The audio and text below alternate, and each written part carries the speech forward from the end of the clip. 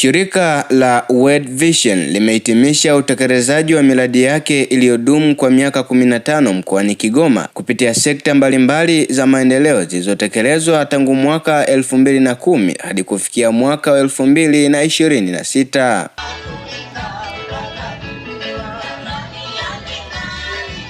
Akizungumza katika hafla ya kufunga miradi hiyo, kaimu mkurugenzi wa shirika hilo na mkurugenzi wa kitengo cha rasilimali fedha Steven Nyagonde amesema shirika lilijikita katika kubadili fikra za wananchi ili kuzitambua na kuzitumia fursa za maendeleo zilizopo mkoani Kigoma. Kigoma huwa nauona ni kama ni sehemu ambayo tukiamua kuwekeza vizuri kwenye kilimo basi tunaweza tukailisha nchi nzima na hasa tukailisha majirani wote wanatuzunguka katika eneo hili.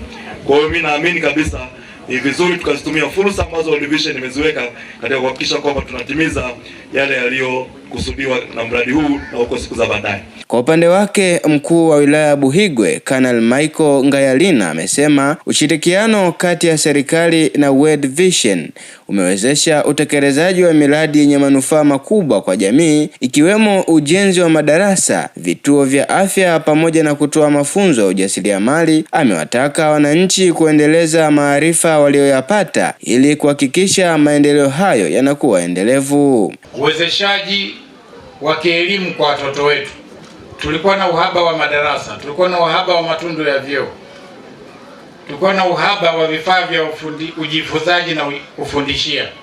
Madarasa mapya yamejengwa, matundu ya vyoo yamejengwa, lakini watoto wenye mahitaji maalum na wenyewe wameangaliwa kwa namna ya pekee. Lakini pia uwezeshaji kiafya, ujenzi wa miundombinu ya afya katika zahanati, vituo vya afya na hata hospitali yetu ya wilaya. Lakini vile vile uwezeshwaji katika ufugaji. Tumeona kuku mmoja pale naambiwa na kilo 6. Jambo ambalo kwetu tunaona kama ni muujiza, lakini ni mambo yanawezekana na yametendwa na wananchi wa Buhigwe kwa elimu walioipata kutoka World Vision. Baadhi ya wananchi walionufaika na miradi hiyo wamesema mafunzo na msaada walioupata umechangia kuboresha maisha yao kwa ujumla. Imesaidia kujenga nyumba bora na kuinua hali ya uchumi wa familia zao, huku wakishukuru serikali na shirika hilo kwa mchango wake katika maendeleo ya mkoa wa Kigoma. Sabuni za miche, sabuni za maji na sabuni za kuogea. Mafanikio kupitia sabuni hizo. Kwanza kabisa nalea familia yangu kupitia sabuni hizo. Kitu cha pili, nilikuwa naishi kwenye nyumba ambazo hazieleweki, ila kwa sasa kupitia faida za sabuni naishi kwenye nyumba za bati.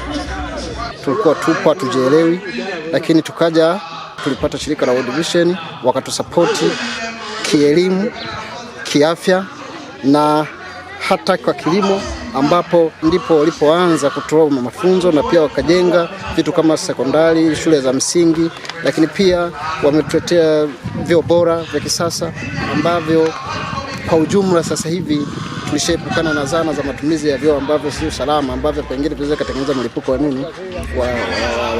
magonjwa. Kutoka hapa wilaya ya Buhigwe mkoani Kigoma, mimi ni Kanyuka Jonas, Muungano Media.